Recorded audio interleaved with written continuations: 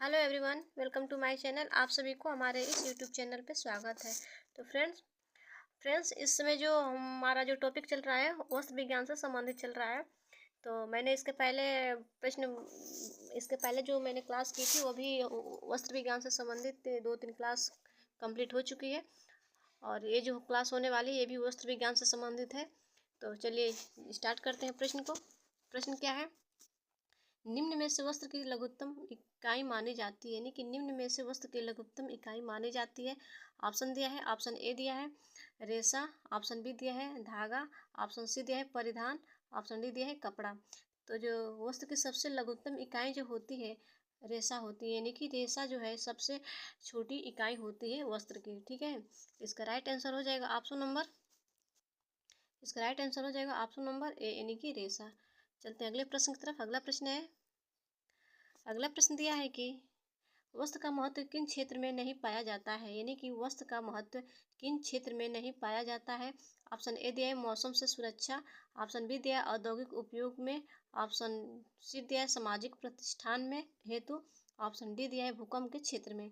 तो जो इसका राइट आंसर हो जाएगा ऑप्शन नंबर डी, यानी कि भूकंप के क्षेत्र में वस्त्र का महत्व नहीं होता है, जबकि मौसम से सुरक्षा और औद्योगिक उपयोग में और सामाजिक प्रतिष्ठान हेतु इसमें क्या होती है वस्त्र का सबसे महत्वपूर्ण क्षेत्र होता है। ये सब क्या है, सबसे महत्वपूर्ण क्षेत्र किसमें होता है कि मौसम में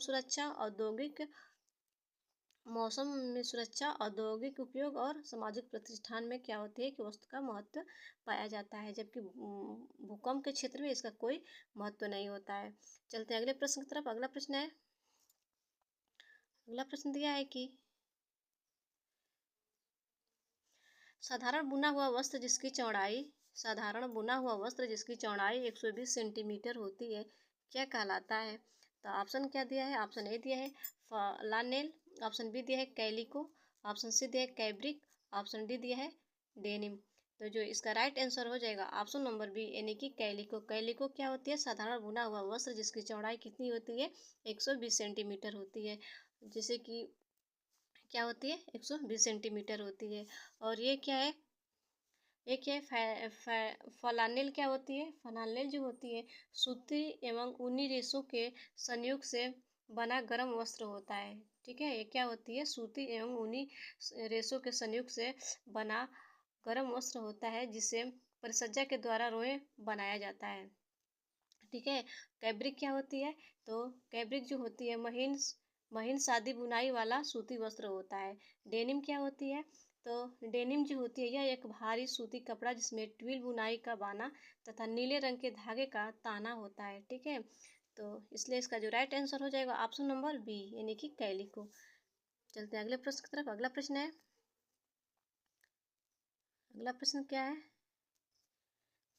अगला प्रश्न दिया है कि रेशों से धूल कण मिट्टी बीज पत्ते आदि अशुद्धियाँ किस विधि द्वारा निकाली जाती है, यानी कि रेशों से धूल कण मिट्टी बीज पत्ते आदि अशुद्धियाँ किस विधि द्वारा निकाली जाती है। ऑप्शन क्या है? ऑप्शन ए दिया है कताई, ऑप्शन बी दिया है प्रत्यास्था, ऑप्शन सी दिया है धुनाई, ऑप्शन डी दिया है कॉम्बिंग। तो जो इसका राइट आंसर हो जाएगा ऑप्शन नंबर सी, यानी कि धुनाई। धुनाई की विधि के द्वारा क्या होती है कि रेशे से धूल कर मिट्टी बीज पत्ते आदि अशुद्धियों को दूर किया जाता है। कताई क्या होती है? तो कताई जो है धागा बनाने की एक विधि, यानी कि धागा बनाने की एक विधि है कताई। प्रत्यास्था क्या है? प्रत्यास्था जो होती है कि प्रत्यास्था यानी कि रेशों को खींचने के उपरांत अपनी पूर्व आकृति में आ जाने की यह एक प्रक्रिया को हम क्या कहते हैं? प्रत्यास्था कहते हैं। कैम्बिंग क्या होती है? तो कैम्बिंग जो है रेशों को एक समान लाने की एक प्रक्रिया है। रेशों को एक समान लाने की एक प्रक्रिया है। तो इसका राइट आंसर हो जाएगा ऑप्शन नंबर बी सी, यानी कि धुनाई। चलते हैं अगले प्रश्न की तरफ। अगला प्रश्न है, अगला प्रश्न दिया है कि वस्त्र को धोने से पूर्व पानी में फुलाने की प्रक्रिया कहलाती है, यानी कि वस्त्र को धोने से पूर्व पानी में फुलाने की प्रक्रिया कहलाती है। ऑप्शन ए दिया है खंगालना, ऑप्शन बी दिया है विमर्जन, ऑप्शन सी दिया है विरंजन, ऑप्शन डी दिया है नैपिंग। तो इसका जो राइट आंसर हो जाएगा ऑप्शन नंबर बी, यानी कि विमंजन। विमंजन क्या होती है कि कपड़ों को धोने से पूर्व पानी में फुलाने की प्रक्रिया है। खंगालना क्या होती है? खंगालना जो होती है कि पानी में से वस्त्र को डुबोकर निकालने की यह एक प्रक्रिया है।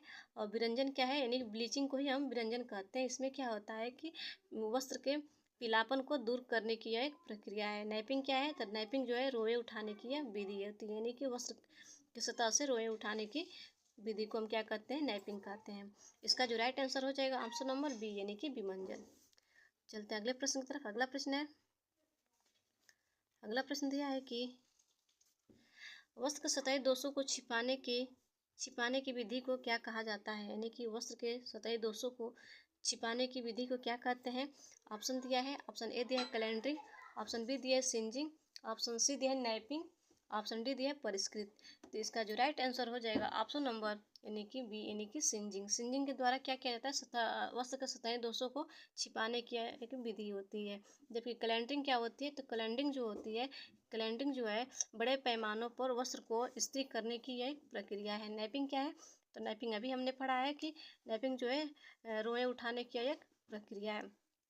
परिष्कृत क्या होती है, तो परिष्कृत में यह क्या होता है कि वस्त्र पर अंतिम रूप से नवीनीकरण करने हेतु यह प्रक्रिया होती है। ठीक है, तो इसका जो राइट आंसर हो जाएगा ऑप्शन नंबर, इसका राइट आंसर हो जाएगा ऑप्शन नंबर यानी कि बी, सिंजिंग।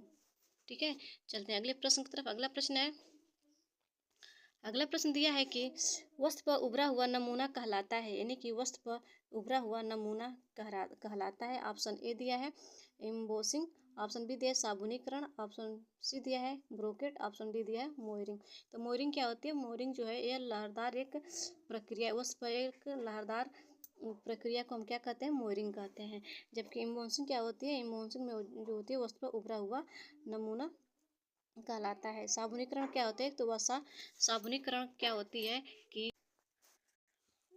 वसा का क्षार द्वारा साबुन का निर्माण क्या कहलाता है, साबुनीकरण कहलाता है। यानी कि वसा का क्षार द्वारा साबुन का निर्माण क्या कहलाता है, साबुनीकरण कहलाता है। मोयरिंग क्या होती है, तो मैंने अभी देखा है कि वस्त्र पर लहरदार प्रक्रिया क्या कहलाती है, मोयरिंग कहलाती है। ठीक है, तो इसलिए जो इसका राइट आंसर हो जाएगा ऑप्शन नंबर ए, यानी कि एम्बोसिंग।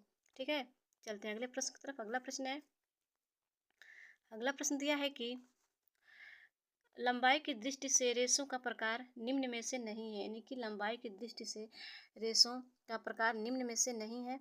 तो ऑप्शन ए दिया है फिलामेंट, ऑप्शन बी दिया है छोटे रेशे, ऑप्शन सी दिया है रेशों की रस्सी, ऑप्शन डी दिया है पॉलीमर। तो इसका जो राइट आंसर हो जाएगा क्या होगा, जैसे कि हम पढ़ते हैं कि लंबाई की दृष्टि से रेशों को कितने प्रकार से वर्गीकृत किया जाता है, तो दो प्रकार से। पहला जो होता है यानी कि स्टेपल, जिसे कि हम छोटे रेशे कहते हैं। दूसरा जो होता है फिलामेंट। फिलामेंट में क्या होती है कि लंबे रेशे आते हैं, जिसकी मेजरमेंट हम किस में करते हैं, मीटर में करते हैं।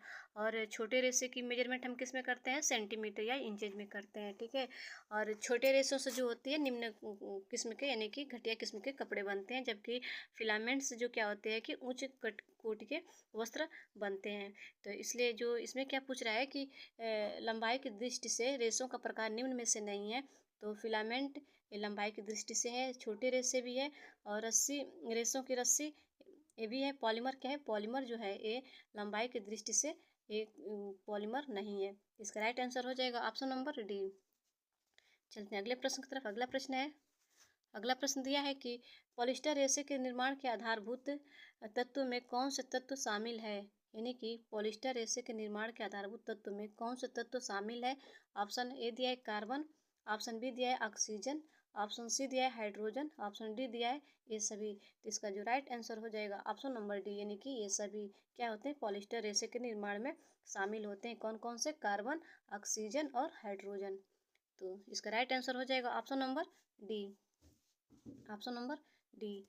चलते हैं अगले प्रश्न की तरफ। अगला प्रश्न है, अगला प्रश्न दिया है कि रेशे के भौतिक गुण के संबंध में क्या सही नहीं है, यानी कि रेशे के भौतिक गुण के संबंध में क्या सही नहीं है। ऑप्शन दिया है समसमानता, ऑप्शन बी दिया है आपस में जुड़ने की क्षमता, ऑप्शन सी दिया है पर्याप्त नमी, ऑप्शन डी दिया है प्रत्यास्थता। तो जो इसका राइट आंसर हो जाएगा क्या होगा, जैसे कि हम पढ़ते हैं रेशों को दो भागों में बांटा जाता है। एक जो होता है भौतिक गुणन और एक जो होता है रासायनिक गुणन। भौतिक गुणन में हम देखते हैं कि रेशे की संरचना कैसी है, रेशे की लंबाई क्या है, रेशे की रेसे की नमी सोखने की क्षमता क्या है। जबकि रसायन में क्या देखते हैं, रसायन में हम ये देखते हैं कि रसायनों में किस अम्ल का प्रयोग किया जाएगा या फिर किस क्षार का प्रयोग किया जाएगा, किस विमोचन का प्रयोग किया जाएगा। तो इस प्रकार से हम रेशो को दो भागों में बांटकर पढ़ते हैं। तो इसमें क्या पूछ रहा है कि यानी भौतिक गुण के संबंध में क्या सही नहीं है। तो भौतिक गुण के संबंध में क्या सही नहीं है, सॉरी, भौतिक गुण के संबंध में क्या सही है, ये नहीं है, बल्कि ये गलत है। भौतिक भौतिक गुण के संबंध में क्या सही है। तो भौतिक गुण के संबंध में जो है, एक मिनट, ये जो है टाइपिंग एरर है, ये नहीं जो है नहीं रहेगा। तो क्या सही है, तो इसका जो राइट आंसर हो जाएगा ऑप्शन नंबर सी, यानी कि पर्याप्त नमी भौतिक गुण के अंतर्गत आता है। भौतिक गुण के अंतर्गत ही आता है कि वस्त्र में नमी सोखने की आवश्यकता कितनी होती है। ठीक है, तो इसलिए इसका राइट आंसर हो जाएगा ऑप्शन नंबर सी। तो फ्रेंड्स, आज के लिए इतना ही। आज के प्रश्न कैसे लगे आपको, आप कमेंट्स में ज़रूर बताइएगा। वीडियो को लाइक शेयर सब्सक्राइब भी करिएगा और मिलते हैं अगले वीडियो में। धन्यवाद।